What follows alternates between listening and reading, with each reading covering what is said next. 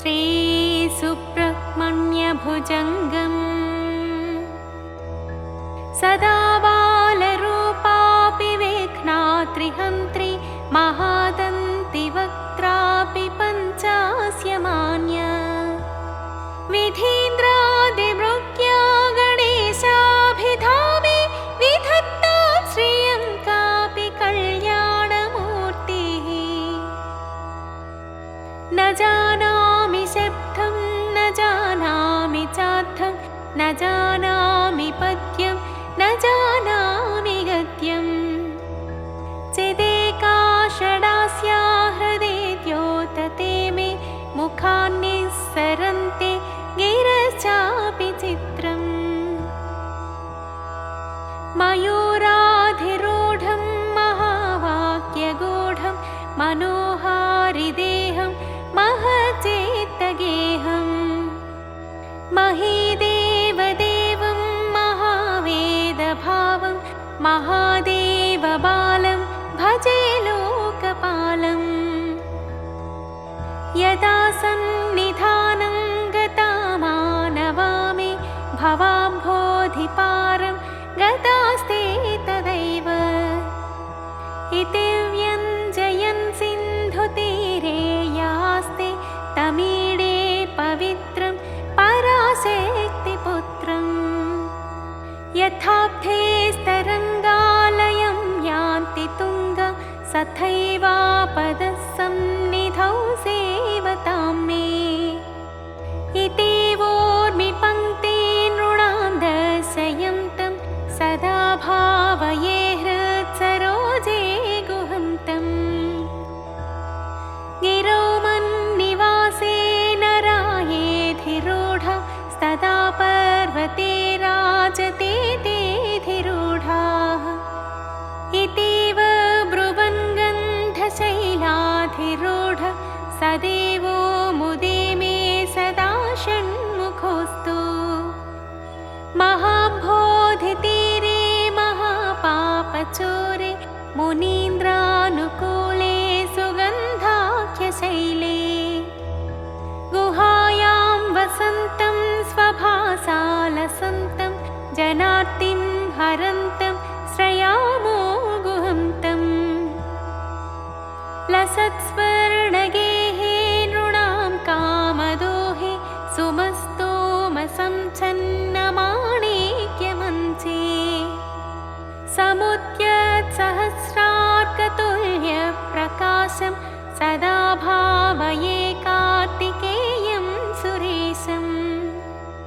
रणध्वंसके मञ्जुलेत्यन्तशोणे मनोहारि लावण्यपीयूषपूर्णे मनःषट्पदो मे भवक्लेशतप्तः सदा मोदतां स्कन्दते पादपद्मे सुवर्णाभदिव्याम्बरैर्भासमाना पणत्किङ्किणीमेखला शोभमाना लसद्धेमपट्टेन वेद्योतमाना कटिं भावये स्कन्दते दीप्यमाना पुलिन्देशकन्या भोगतुङ्ग स्तनालिङ्गनासक्तकाश्मीररागम् नमस्याम्यहं तारकारे तवोर स्वभक्तावने सर्वदा सानुरागम् विधौ क्लुप्तदण्डान् स्वलीलाधृताण्ड निरस्ते भशुण्डान् विशत्कालदण्डान् हतेन्द्रारिषण्डान् जगत्राणशौण्ड सदा ते प्रचण्डान् श्रये बाहुदण्डान् सदा शारदा षण्मृगाङ्कायदि स्युः समुद्यन्त एव स्थिताश्चेत् समन्तात् सदा पूर्णबिम्बाकळङ्कैश्च हीना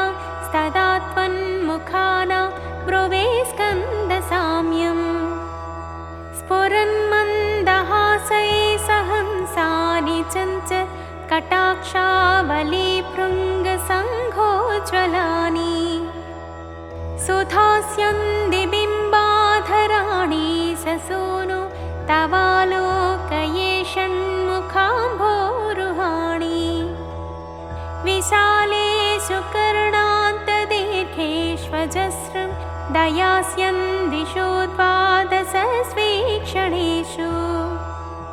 मयीषत्कटाक्षसकृत्पातितश्चे भवेत्ते दयाशीलकानामहानिः सुताङ्गोद्भवो मेऽसि जीवेति षट्धा जपन्मन्त्रमीशो मुदा जेघ्रतेयान् जगद्भारभृद्भ्यो जगन्नाथ तेभ्यः किरीटोज्ज्वलेभ्यो नमो मस्तकेभ्यः स्फुरद्रत्नकेयूरहाराभिराम चलत्कुण्डलश्रीलसत्कण्डभागः कटौ पीतवासाकरे चारुशक्ति पुरस्तान्ममास्तां पुरारेस्तनूजः इहायाहि वत्सेति हस्त्रान् प्रसार्य वयत्यादराच्छङ्करे मातुरं कात् समुत्पद्यतातं श्रयन्तं कुमारं हराश्लेष्टगात्रं भजे बालमूर्तिम् कुमारे ससूनो गुहस्कन्दसेनापते शक्तिपाणे मयूराधिरूढ पुलिन्दान् पजाकान्तभक्तातिहारिन् प्रभो तारकारे सदा रक्ष मां त्वम् प्रशान्तेन्द्रियेणष्टसन्ध्ये विचेष्टे कफोत्कारिवक्त्रे भयोत्कम्पि गात्रे प्रयाणोन्मुखे मय्यनाथे तदानीं द्रुतं मे दयालो भवाग्रे गुहत्वम् कृतान्तस्य दूतेषु चण्डेषु कोपादहच्छेन्धिभिन्धेति मां तर्जयत्सु मयूरं समारोह्य माभैरिति त्वं पुरशक्तिपाणेर्ममायाहि शीघ्रम् प्रणम्यासकृत्पादयोस्ते पतित्वा प्रसाद्य प्रभो प्रार्थयेनेकवारम्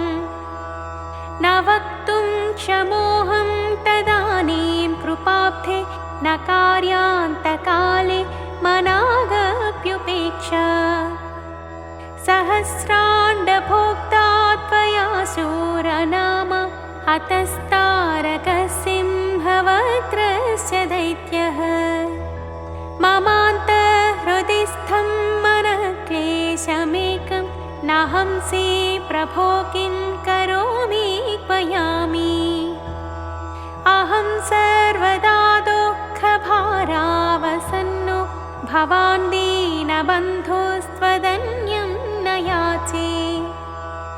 भवद्भक्तिरोधं सदा क्लप्तबाधं ममाधिं द्रुतं नाशयो मासु तत्त्वम् अपस्मारकुष्ठक्षयास प्रमेह ज्वरोन्मादगुल्मादिरोगा महान्तः पिशाचाश्च सर्वे भवत्पत्रभूतिं विलोक्य क्षणात्तारकारे द्रवन्ते दृशिस्कन्दमूर्ते श्रुतौ स्कन्दकीर्तेर्मुखे मे पवित्रं सदा तच्चरित्रम् करे तस्य कृत्यं वपुस्तस्य भृत्यं गुहे सन्तुलीना ममाशेषभावा मुनीनामुताहो नृणां भक्तिभाजमभीष्टप्रदा सन्ति सर्वत्र देवाः नृणामन्त्यजानामपि स्वार्थदाने गुहादेवमन्यं न जाने कलत्रं सुता बन्धुवर्गपशुर्वा नरो वाथ नारी गृहे ये मदीयाः यजन्तो नमन्त स्तुवन्तो भवन्तं स्मरन्तश्च ते सन्तु सर्वे कुमार मृगा पक्षिणोदं शकाये च दुष्टा तथा व्याधयो बाधकाये मदङ्गे भवच्चक्तितीक्ष्णाग्रभिन्ना सुदूरे विनश्यन्तु ते चूर्णितक्रौञ्चशैल जनित्री पिता च स्वपुत्रापराधं सहेतेन किं देवसेनाधिनाथ अहं चातिबालो भवान् लोकतात क्षमस्वापराधं समस्तं महेश नमः केकिनेशक्तये चापि तुभ्यं नमश्चागतुभ्यं नमः कुक्कुटाय नमः सिन्धवे सिन्धुदेशाय तुभ्यं पुनस्कन्दमूर्ते नमस्ते नमोऽस्तु जयानन्दभौमं जयापारधामं जयामोघकीर्ते जयानन्दमूर्ते जयानन्दसिन्धो जयाशेषबन्धो जयत्वं सदा मुक्तिदाने शसूनो भुजङ्गाख्यवृत्तेन क्लृप्तं स्तवं य पठेद्भक्तियुक्तो गुहं सम्प्रणम्य सपुत्रान् कलत्रं धनं दीर्घमायु लभेत् स्कन्दसायोज्यमन्ते नरः सः इति श्रीपरमहंसपरिव्राजकाचार्यस्य श्रीगोविन्दभगवत्पूज्यपादशिष्यस्य श्रीमच्छङ्करभगवतकृतौ श्रीसुब्रह्मण्यभुजङ्गम्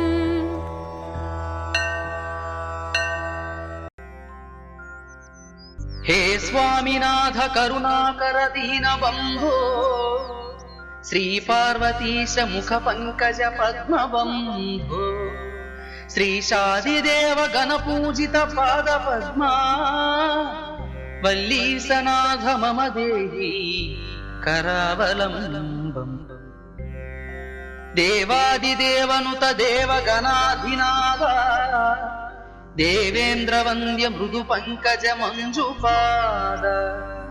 देवर्षि नारद मुनीन्द्र सुगीत कीर्ते वल्लीसनाथ मम देहि करावलम्बम्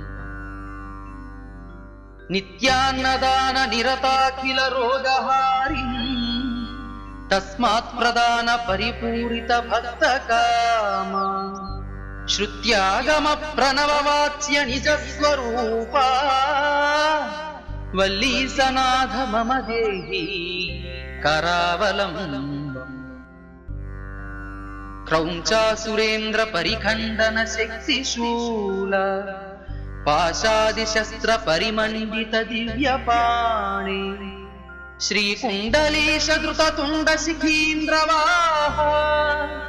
वल्लीसनाथ मम देहि करावलम्बम् देवादिदेव रथमण्डल मध्यवेद्य देवेन्द्रपीठ नगरं दृढचापहस्तम् शूरं निहत्य सुरकोटिभिरीड्यमाना वल्लीसनाथ मम देहि करावलम्बम् हारादिरत्नमणियुक्त किरीटहार केयूरकुण्डल लसत्कवचाभिराम हे वीरतारक जयामर बृन्दवन्द्या वल्लीसनाथ मम देहि करावलम्बम् पञ्चाक्षरादिमनुमन्त्रित गाङ्गतोयै पञ्चामृतैः प्रमुदितेन्द्र मुखैर्मुनीन्द्रैः పట్టాభిషిక్త హరియుక్త పరాసనాథ వల్లీసనాథ మమ దేహి కరావలంబం. శ్రీకార్తికేయ కరుణామృత పూర్ణ దృష్ట్యా కామాదిరోగ కలుషీకృత దుష్ట చిత్తం భక్త్వా తు మామవ కళాధర కాంతి కాంత్యా వల్లీసనాథ మమ దేహి కరావలంబం. సుబ్రహ్మణ్య కరావలంబం పుణ్యం ఏ పఠంతి ద్విజోత్తమః తే సర్వే ముక్తిమయాంతి సుబ్రహ్మణ్య ప్రసాదతః. సుబ్రహ్మణ్య కరావలంబమిదం ప్రాతురుత్థాయ యః పఠే కోటి జన్మ కృతం పాపం తక్షణాదేవ నశ్యతి.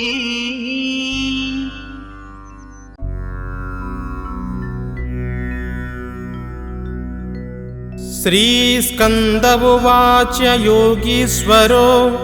మహాసేనః కార్తికేయోऽగ్నినందనః స్కందః కుమారः సేనాని స్వామి శంకరనందనః గాంగేయస్తామ్రచూడచ్చ బ్రహ్మచారీ సికిధ్వజః తారకారీ ఉమాపుత్రః క్రౌంచారిచ్చ షడాననః శబ్దబ్రహ్మ సముద్రచ్చ సింధుః సారస్వతో గుహః సనత్కుమారో భగవాన్ భోగమోక్షఫలప్రదః శరజన్మా గుణాధీశః పూర్వజో ముక్తిమార్గకృత్ సర్వాగమప్రణేతా చ వాంఛితార్థప్రదాయకః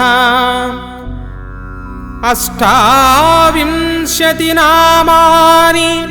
మదీయానితి యః పఠేత్ ప్రత్యుషం శ్రద్ధయా యుక్తో ముక్తో వాచస్పతిర్భవేత్. మహామంత్రమయానీతి మమ నామాని కీర్తయేత్ మహాప్రజ్ఞామవాప్నోతి నాత్ర కార్యా విచారణా. ధనార్థీ ధనమాప్నోతి జ్ఞానార్థీ జ్ఞానమాప్నుయాత్. యద్యదిచ్చతి తత్ సర్వం లభతే భక్తిమాన్ నరః అష్టోత్తరశతావృత్యా నియతః పరిపూజయేత్. సహస్రవార పాఠేన మదీయో సౌభవేన్నరః.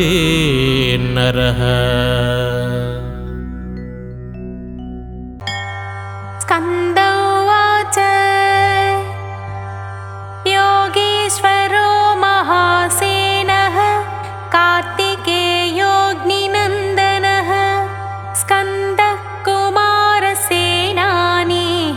పామే శంకరసంభవః. గాంగేయస్తామ్రచూడశ్చ బ్రహ్మచారీ శిఖిధ్వజः తారకారీరుమాపుత్రः క్రౌంచారిశ్చ షడాననः. శబ్దబ్రహ్మసముద్రశ్చ సిద్ధః సారస్వతో గుహః సనత్కుమారో భగవాన్ భోగమోక్షఫలప్రదః. శరజన్మా గణాధీశ పూర్వజో ముక్తిమార్గకృత్ సర్వాగమప్రణేతా वाञ्छितार्थप्रदर्शनः अष्टाविंशति नामानि मदीयानीति यः पठेत् प्रत्यूषे श्रद्धया युक्तो मूको वाचस्पतिर्भवेत् महामन्त्रमयानीति मम नामानुकीर्तनं महाप्रज्ञामवाप्नोति नात्र कार्या विचारणा। इति श्रीरुद्रयामले प्रज्ञाविवर्धनाख्यं श्रीमत्कार्तिकेयस्तोत्रम्।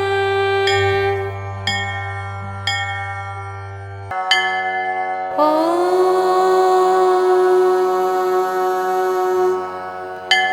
श्रीकार्तिकेयस्तोत्रम्। कार्तिकेयकरुणामृतराशे कार्तिकेयतहृदा तव पूजा पूर्तये भवति वाञ्छितपङ्क्ते कीर्तये जरचिता मनुजेन अत्यन्तपापकर्मा मत्तुल्यो नास्ति भूतले गुहभू पूरयसि यदि मदिष्टं चित्रं लोकस्य जायते भूरि कारागृहस्थितं यश्चक्रे लोकेशमपि विधातारम् तमनुल्लङ्घितशासनमनिशं प्रणमामि षण्मुखं मोदात् नाहं मन्त्रजपं ते सेवां सपर्यां वा नैसर्गिक्या कृपया मदभीष्टं पूरयासु तद्गुहभो निखिलानपि मम मन्तून् सहसि नैवात्र संशयः कश्चित् यस्मात् सह मानसुतस्त्वमसि कृपावारिधे षडास्य विभो यदि मद्वाञ्छितदाने शक्तिर्नास्तीति षण्मुख ब्रूषे तदनृतमेव स्यात्ते वाक्यं शक्तिं दधासि यत्पाणौ मयूरस्य पत्रे प्रलम्बं पदाब्जं दधानं ककुत्येव तस्यापरं च सुरेन्द्रस्य पुत्र्या च वल्या च पार्श्वद्वयम् भासयन्तं षडास्यं भजेऽहम् विवेकं विरक्तिं समाधिश्च षट्कं मुमुक्षां च दत्त्वा षडास्यासु मह्यम् विचारे च बुद्धिं दृढां देहि वल्ली सुरेन्द्रात्मजा श्लिष्टवश्मन्नमस्ते सुरेशानपुत्रे पुलिन्दे सकन्या समाश्लिष्टपार्श्वं कृपावारिराशिं मयूराचलाग्रे सदा वासशीलं सदानन्ददं नौमि षट्वक्त्रमीशम् स्वभक्तैर्महाभक्तितः पक्वदेवान् समानीय दूरात् पुरा स्थापिता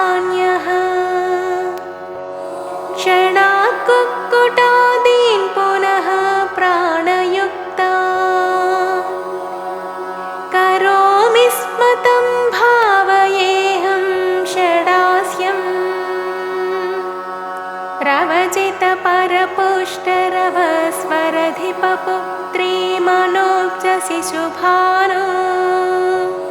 पुरतो भव मम शीघ्रं पुरहरमोदाब्धिपूर्णिमाचन्द्र शतमखमुखसुरपूजित नतमतिदानप्रचण्डपदसेव श्रितजनदुःखविभेद व्रतधृतकङ्कण नमोऽस्तु गुहतुभ्यं वृष्टिं प्रयच्छ षण्मुख मय्यपि पापे कृपां विधायासु सुकृतिषु करुणाकरणे का वा श्लाघा भवेत्तव भो महीजलाद्यष्टतनोः पुराणा हरस्य पुत्र प्रणतार्तिहारिन् प्रपन्नतापस्य निवारणाय प्रयच्छ वृष्टिं गुहषण्मुखासु आदाब्जनम्राखिलदेवताले सुदामसम्भूषितकम्बुकण्ठ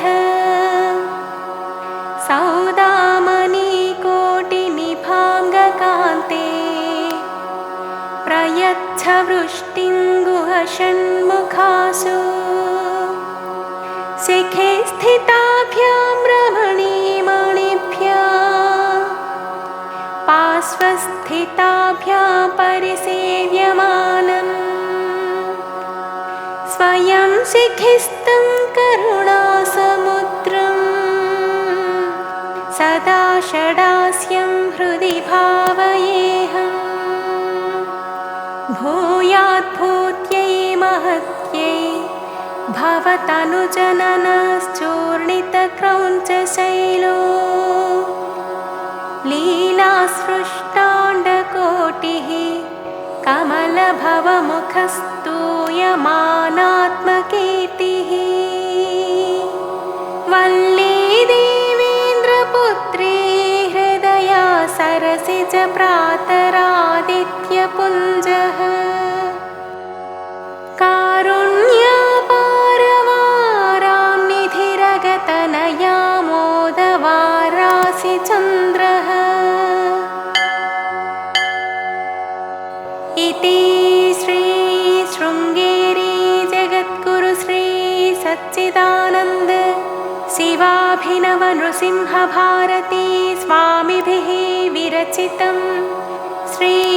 कार्तिकेय स्तोत्रम्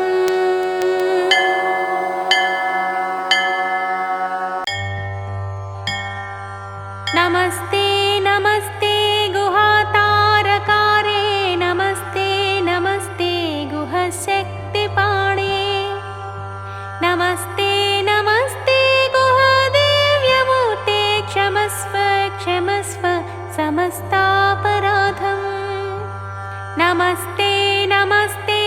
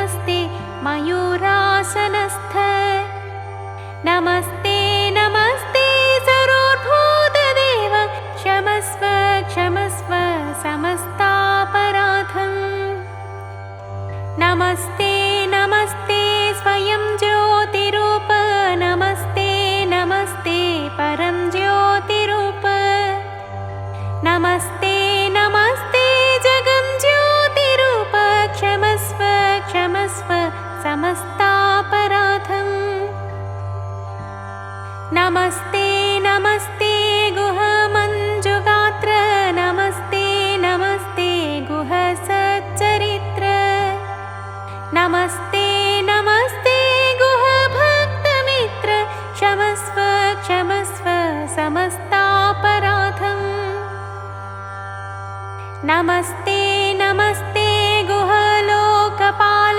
नमस्ते नमस्ते गुहधर्मपाल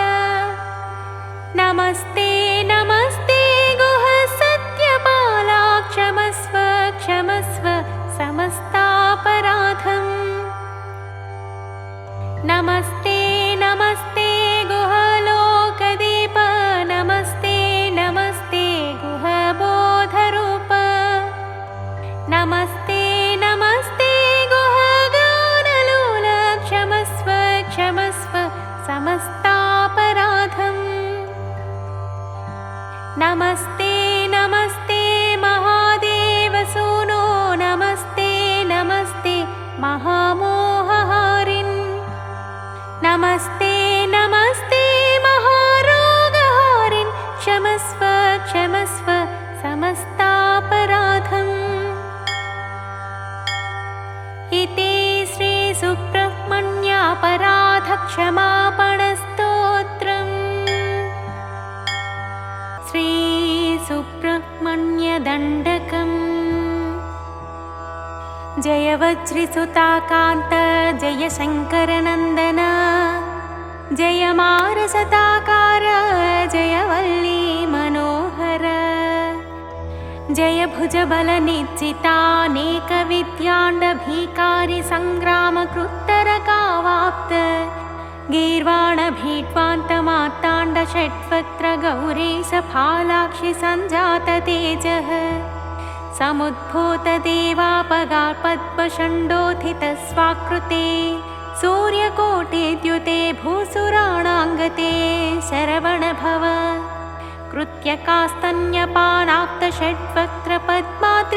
कृत्यकास्तन्यपानाप्तषट्वक्त्रपद्मात्रिजाताकराम्भोज संलालनातुष्टकाळी समुत्पन्नवीराग्रसंसेवितानेकबालोचित क्रीडिताकीर्णवाराशिशुभृत्वनी संहते देवसेनारते देवतानां पते सुरवरनुतदर्शितात्मेय दिव्यस्वरूपामरस्तोम सम्पूज्य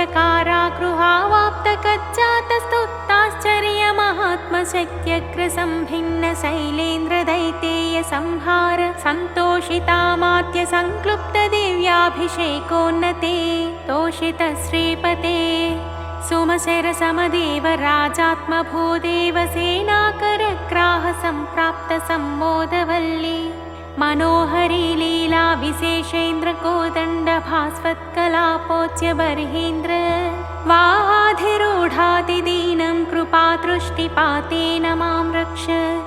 तुभ्यं नमो देव तुभ्यं नमः इति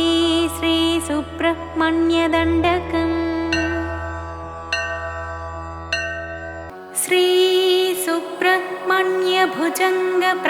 श्रीसुब्रह्मण्यभुजङ्गप्रयातस्तोत्रम्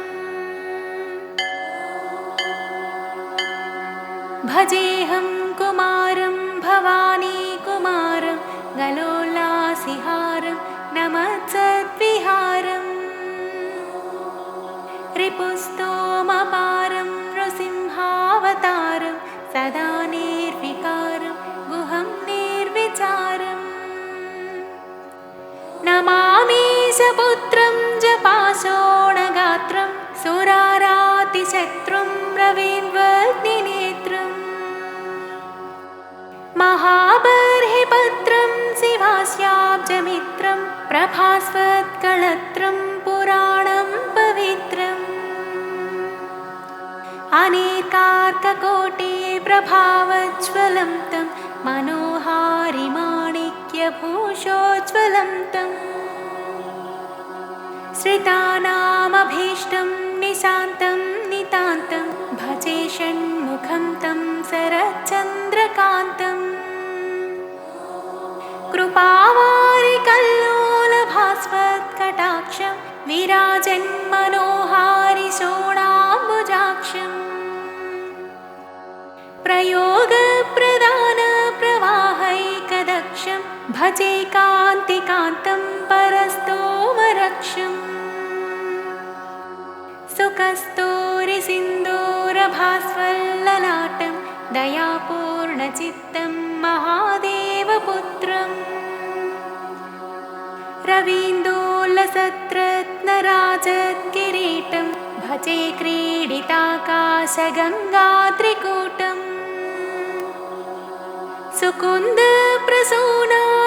सुकुन्दप्रसूनावळीशोभिताङ्गं शरत्पूर्णचन्द्रप्रभाकान्तिकान्तम् शिरीशप्रसूनाभिरामं भवन्तं भजे देवसेनापतिं वल्लभं तम् सुलावण्यसत्सूर्यकोटिप्रतीकं प्रभुं तारकारिं द्विषड्बाहुमीशम् निजाङ्कप्रभादेव्यमानापदेशं भजे पार्वती प्राणपुत्रं सुकेशम् अजं सर्वलोकप्रियं लोकनाथं गुहं शूरपद्मादिदम्भोळिधारम् सुचारुं सुनासापुटं सच्चरित्रं भजे कार्तिकेयं सदा बाहुलेयम् शरारण्यसम्भूतमिन्द्रादिवन्द्यं विषड्बाहुसङ्ख्यायुधश्रेणिरम्यम् मरुत्सारथिं कुक्कुटेशं सुकेतुं भजे योगिहृत्पद्ममध्याधिवासम् विरिञ्चीन्द्रवल्लीशदेवेशमुख्यं प्रशस्तामरस्तोमसंस्तूयमानम् दिशत्वं दयाळो श्रियं निश्चलां मे विना त्वां गतिः का प्रभो मे प्रसीद पदाम्भोजसेवा समायातवृन्द रकश्रेणिकोटिरभास्वल्ललाटम् कळत्रोल्लसत्पार्श्वयुग्मं वरेण्यं भजे देवमाद्यं तहीनप्रभावम् भवाम्भोधिमध्ये तरङ्गे पतन्तं प्रभो मां सदा पूर्णदृष्ट्या समीक्ष्य भवद्भक्तिनावोद्धरत्वं दयाळो सुगत्यन्तरं नास्ति देव प्रसीद गळे रत्नभूषं तनौ मञ्जुवेशं करे ज्ञानशक्तिं दरस्मेरमास्ये कटिन्यस्तपाणिं शिखिस्थं कुमारं भजेऽहं गुहादन्यदेवं न मन्ये दयाहीनचित्तं परद्रोहपात्रं सदा पापशीलं गुरोर्भक्तिहीनम् अनन्यावलम्बं भवन्नेत्रपात्रं कृपाशीलमाम्भो पवित्रं कुरु त्वम् महासेनगाङ्गेयवल्ली सहाय प्रभो तारकारे षडास्यामरेश सदा पायसान्नप्रदातर्गुहेति स्मरिष्यामि भक्त्या सदाहं विभो त्वाम् प्रतापस्य बाहो नमद्वीरबाहो प्रभो कार्तिकेयेष्टकामप्रदेति यदा ये पठन्ते भवन्तं तदेवं प्रसन्नस्तु तेषां बहुश्रीं ददासि अपारातिदारिद्र्यवारासि मध्ये भ्रमन्तं जनग्राहपूर्णे नितान्तम् महासेनमोमुद्धरत्वं कटाक्षावलोकेन किञ्चित् प्रसीद प्रसीद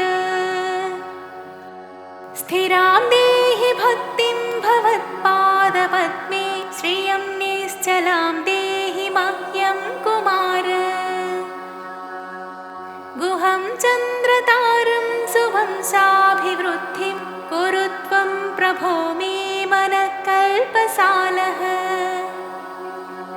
नमस्ते नमस्ते महाशक्तिपाणे नमस्ते नमस्ते लसत्वज्रपाणे नमस्ते नमस्ते नमस्ते नमस्ते सदाभीष्टपाणे नमस्ते नमस्ते महाशक्तिधारिन् नमस्ते सुराणां महासौख्यदायिन् नमस्ते सदा कुक्कुटे साख्यकत्वं समस्तापराधं विभो मे क्षमस्व कुमारात् परं कर्मयोगं न जाने कुमारात् परं कर्मशीलं न जाने य एको मुनीनां हृदब्जाधिवास शिवाङ्कं समारुह्य सत्पीठकल्पम्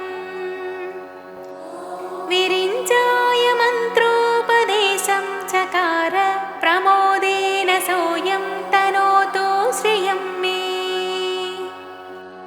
यमाहुः परं वेदसूरेषु मुख्यं सदा यस्य सत्या जगद्भीतभीता यमाश्रित्य देवा स्थिरं स्वर्गपाला सदोङ्काररूपं चिदानन्दमीडे गुहस्तोत्रमेतत् कृतं तारकारे भुजङ्गप्रयातेन हृद्येन कान्तम् जनाये पठन्ते महाभक्तियुक्ता प्रमोदेन सायं प्रभाते विशेषः न जन्मक्षयोगे यदा ते रुदान्ता मनोवाञ्छितान् सर्वकामान् लभन्ते इति श्री सुब्रह्मण्यभुजङ्गप्रयातस्तोत्रम्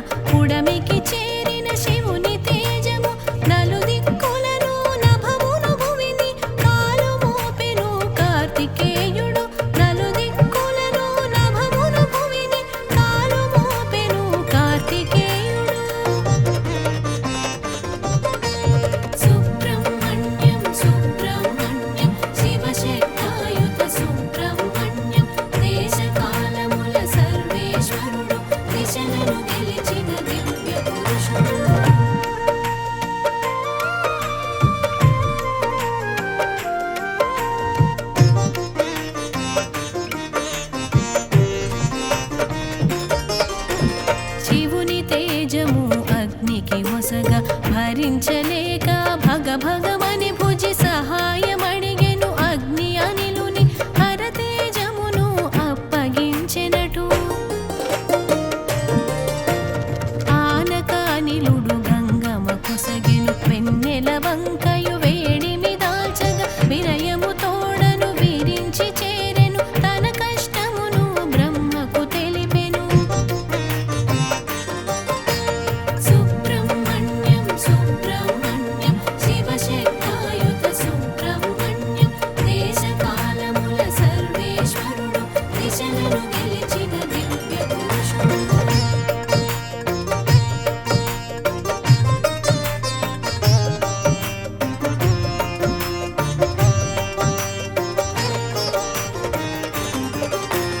అజుడంతట దర్శించి పార్వతిని ఉమాదేవిని ఉపాయమడిగి తపశ్శక్తితో తరుణి అంతట శరవణముగత మారెను అపర్ణ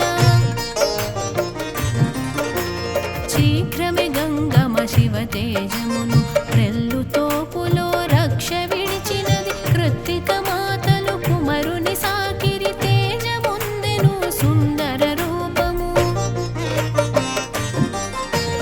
సుబ్రహ్మణ్యం సుబ్రహ్మణ్యం శివశక్తాయుత సుబ్రహ్మణ్యం దేశకాలముల సర్వేశ్వరుడు దిశలను గెలిచిన దివ్య పురుషుడు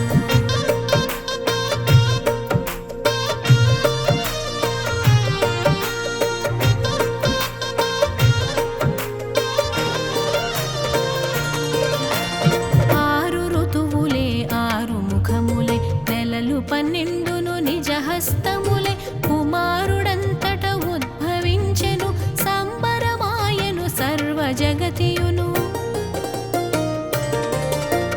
త్రిపురాసురులను తుదముట్టించిన నేత్రధనుసును బాలుడుగాంచి ప్రప్రథమముగా పట్టెను ధనువును అష్టదిగ్గజములంతట వణికెను సుబ్రహ్మణ్యం సుబ్రహ్మణ్యం శివశక్తాయుత సుబ్రహ్మణ్యం దేశకాలముల సర్వేశ్వరుడు దిశలను గెలిచిన దివ్య పురుషుడు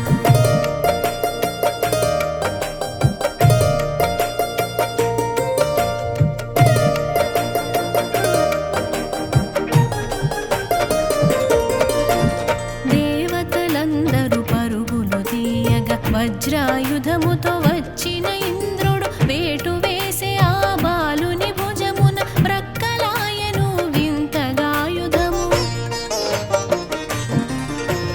శిరసు వంచి ఆ బాలుని ఎదురుగా సింహాసనమును శీఘ్రమే కొనుమని సింగపు పీటల స్వార్థము లేదని చింతించకుమని శివపుత్రుండట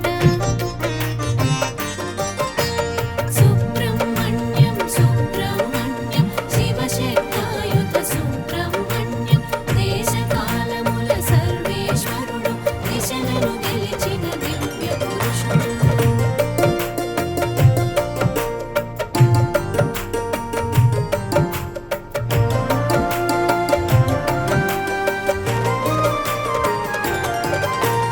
నీ కష్టములను నేను తీర్తునని ఇంద్రుడు శాంతి నొందెను పట్టాభిషిక్తుని బాలుని చేయగ సేనలన్నిటికీ అధిపతి చేసెను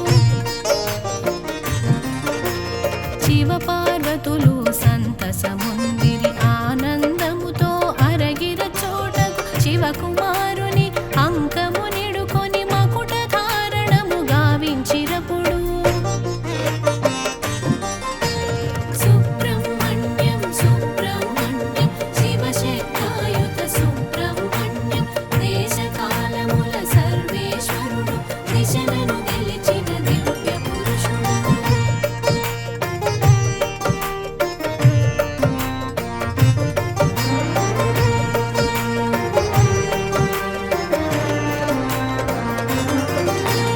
సకల దేవతలు సంతసించగా దేవసేనకు అధిపతి తానే తారకాసురుని తుదముట్టించెను మార్గబంధునకు ముదము కలిగెను ప్రకృతి పురుషుల ప్రమాణ విశ్వము రెండిటి కలయిక రహస్యమితడు అపురూపం బగు అహంకారమును చైతన్యమునకు చిత్రరూపము సుబ్రహ్మణ్యం సుబ్రహ్మణ్యం శివశక్తాయుత సుబ్రహ్మణ్యం దేశకాలముల సర్వేశ్వరుడు దిశలను గెలిచిన దివ్య పురుషుడు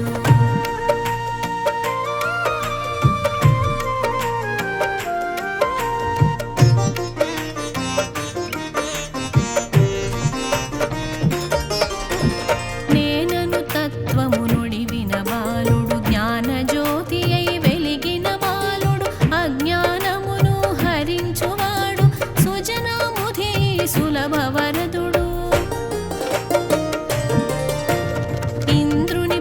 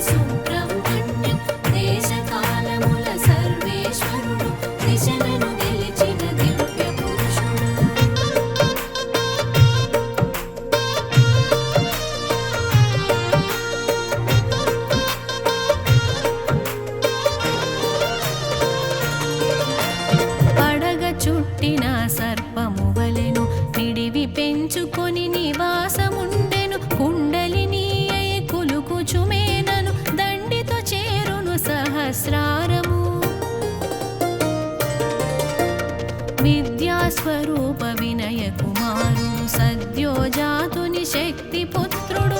ఆరాధకులకు అన్నియు నొసగును ముత్తు స్వామియే మన తార్కాణము.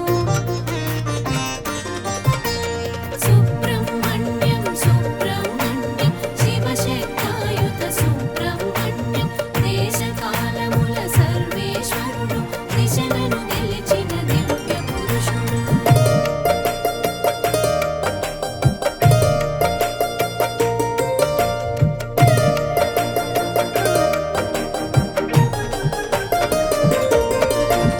తిరుత్తరిణిలో తపము చేసిన దీక్షితారుని దయతో కూడెను పటిక బెల్లమును ప్రసాదమిచ్చెను కన్నులు తెరువగాచెను స్వామిని. శరవణ భవుని స్తుతిని చేయుచు పరవశముందుచు పాడెను కృతులను గురుగుహయనుచు మకుటము కూర్చెను హరపుత్రుడు ఆనందమొందెను. సుబ్రహ్మణ్యం సుబ్రహ్మణ్యం శివశక్తాయుత సుబ్రహ్మణ్యం దేశకాలముల సర్వేశ్వరుడు దిశలను గెలిచిన దివ్య పురుషుడు.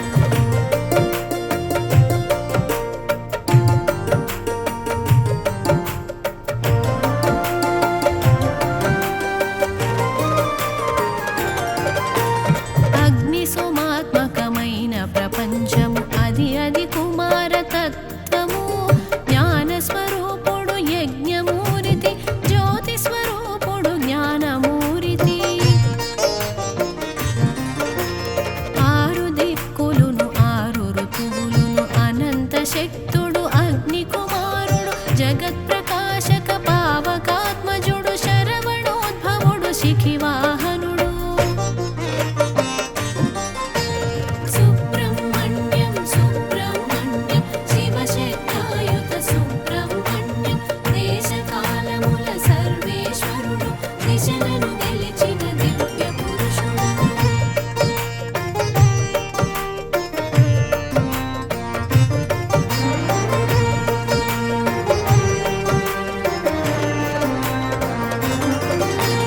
శివుని తోడను సంభాషించగా అజుడు అరగెను కైలాసముకు ఉంగిట కాంచియు ముద్దు కొమరులను శివుని కడకేగె శీఘ్రమే బ్రహ్మము.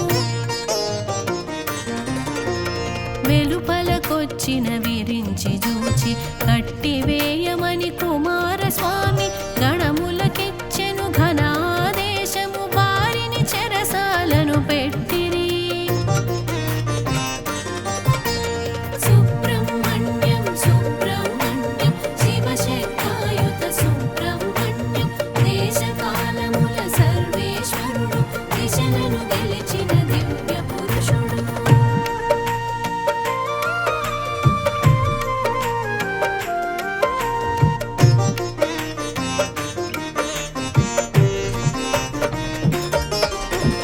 బ్రహ్మకు కలిగెను ఆందోళనము ఏమీ పని ఇది ఏల చేస్తివని పరేశుడటులా ప్రశ్నించే మాలుని నన్ను విడువు ఈ సృష్టి నిలుచునని. నీవు చేయగల సృష్టి కార్యములు నా బంటు చేయును నాభిజన్ముడ అవకతవకలు లేని సృష్టిని అలవోకగా చేసెను అతని బంటు. సుబ్రహ్మణ్యం సుబ్రహ్మణ్యం శివశక్తాయుత సుబ్రహ్మణ్యం దేశకాలముల సర్వేశ్వరుడు దిశలను గెలిచిన దివ్య పురుషుడు.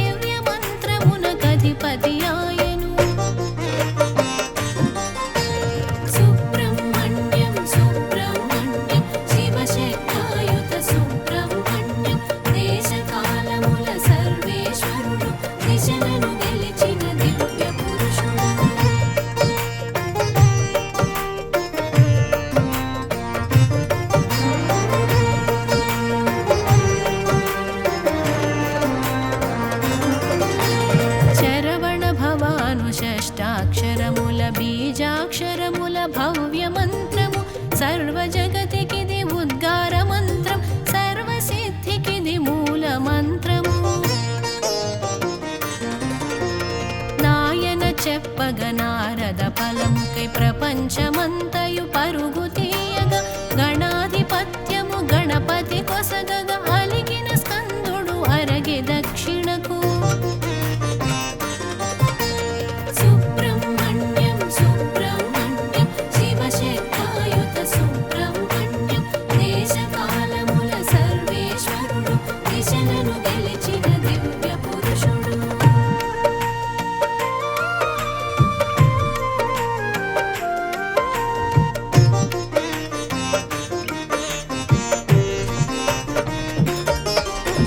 శివుని తేజమే సుబ్రహ్మణ్యుడు శరవణమాయను పార్వతి మాత బాలమురుగనుడే బ్రహ్మస్వరూపుడు భువిలో దివిలో భుజంగ ప్రియుడు ఫలమునొసగగా పళనిని వెలసెను తిరుత్తరిణిలో తీర్థము చేసెను అరుణాచలమున అనువుగా నిలచెను మోపిదేవిలో మోక్షమునొసగెను సుబ్రహ్మణ్యం సుబ్రహ్మణ్యం శివశక్తాయుత సుబ్రహ్మణ్యం దేశకాలముల సర్వేశ్వరుడు దిశలను గెలిచిన